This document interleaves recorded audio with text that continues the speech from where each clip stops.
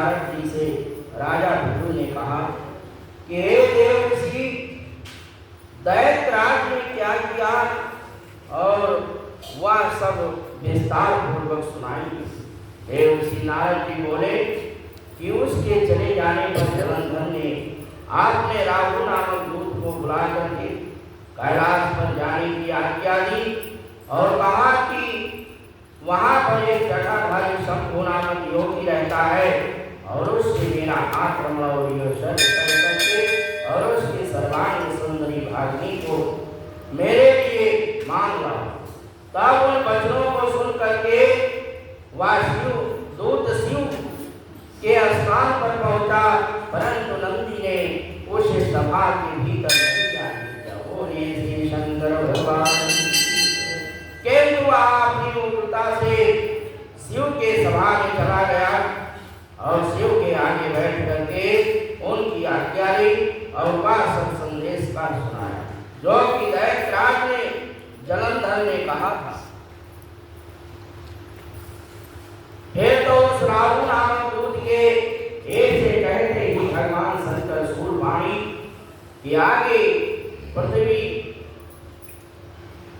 फोड़ करके एक शब्द वाला पुरुष प्रकट हुआ और जिसका कि सिंह के समान मुख था और जो कि मानो दूसरा नृसिंह था।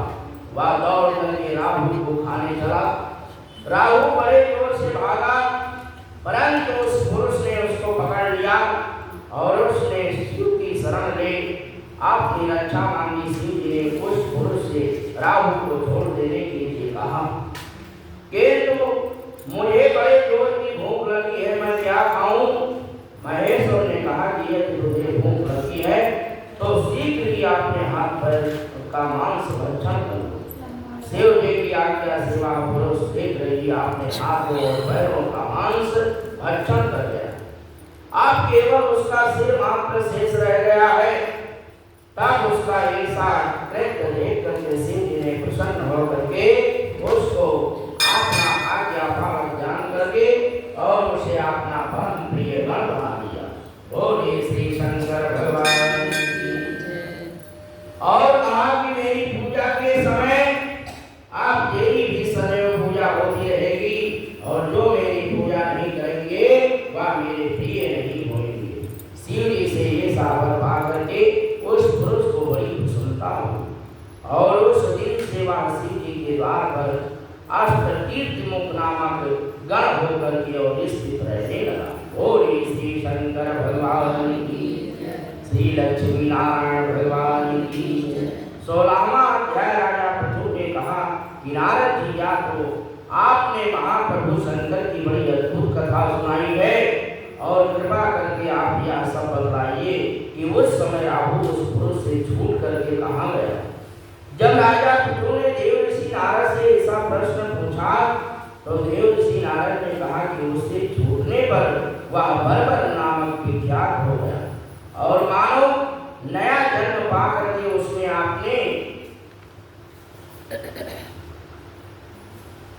आपने आप को धन्य माना तथा वह धीरे धीरे जलंधर के पास गया और वहां जाकर के उसने शंकर जी की चेष्टा करी और उसे सुन करके दैत्यराज को बड़ा क्रोध आया और उसने आप दैत्य को सेना सजाने की आज्ञा दे दी। कालनेमी और शुंभ निशुंभ आदि सभी महाबली दैत्य तैयार होने लगे और एक से एक महाबली दैत्य करोड़ों की संख्या में निकल करके युद्ध के लिए संबद्ध हो गए और महाप्रतापी सिंधु पुत्र शिव जी से युद्ध के लिए निकला और उसके आगे महेश शुक्र और छिन्न सिर राहु हुआ। फिर तो उसी समय जलंधर का मुकुट खिसक करके पृथ्वी पर गिर पड़ा। आकाश में मेघ छा गए और बड़े अपशकुन हुए। उधर इंद्र आदि सब देवताओं ने एकत्र होकर के कैलाश पर जाकर के शिव जी के पास पहुंच करके सारा वृत्तांत कर सुनाया और यह भी कहा कि आपने जलंधर से युद्ध करने के लिए जो भगवान विष्णु को भेजा था वहां उसने बसीवती हो गए हैं और तथा लक्ष्मी सहित जलंधर के अधीन होकर के उसके घर में निवास कर रहे हैं। बोलिए श्री लक्ष्मी नारायण भगवान की। आपने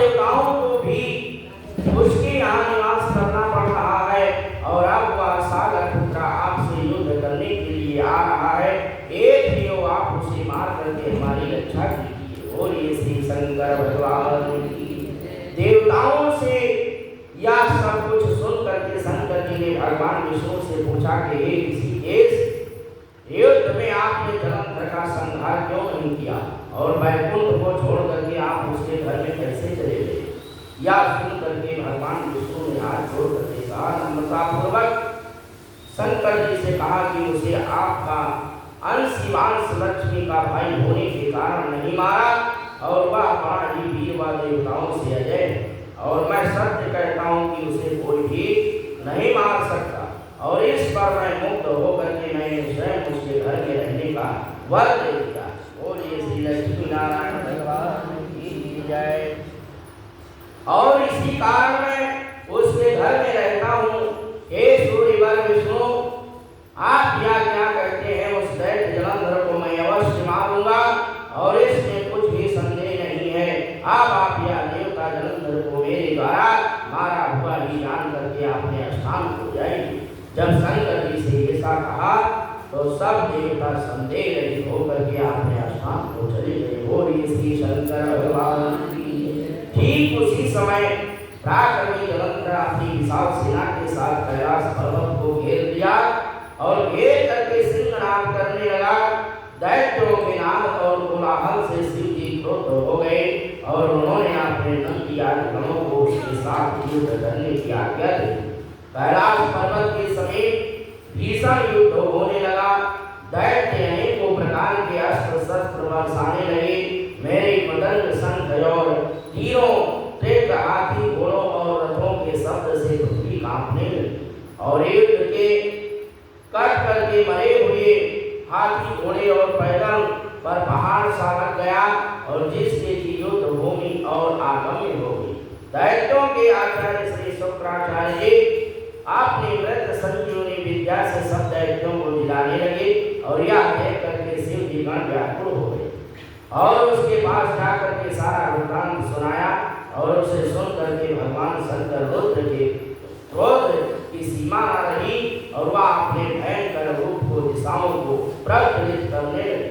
फिर तो उस समय उनके मुख में एक बड़ी भयंकर कन्या उत्पन्न हुई और जिसकी की दोनों जंघाएं ताल वृक्ष के समान थी। वह युद्ध भूमि में जाकर के सब असुरों को चबाना शुरू कर दिया और तब युद्ध भूमि में इस प्रकार विचरने हुए वह शुक्र जी के समीप पहुंची और उन्हें शीघ्र ही अपने उदर में विलुप्त कर दिया। फिर स्वयं भी अंतर्ध्यान हो गए। शुक्र के गुप्त हो जाने पर दैत्यों का मुख मलिन पड़ गया और वह युद्ध भूमि छोड़ करके भागने लगे। बोलिए श्री शंकर भगवान की जय। और इस पर उसके शुंभ और काल ने आग सेनापतियों ने अपने भागते हुए वीरों को रोक करके शिव गणों पर बड़ा कठिन प्रहार करना आरंभ कर दिया और एक साथ ही शिव जी के नंदी आदि वीर गणों ने भी उनके गणेश और स्वामी कार्तिकेय भी थे और अपने गणों को रोक करके दैत्यों से भीषण युद्ध करना आरंभ कर दिया। बोलिए श्री शंकर भगवान की जय। श्री लक्ष्मी नारायण भगवान की जय। श्रीमन नारायण नारायण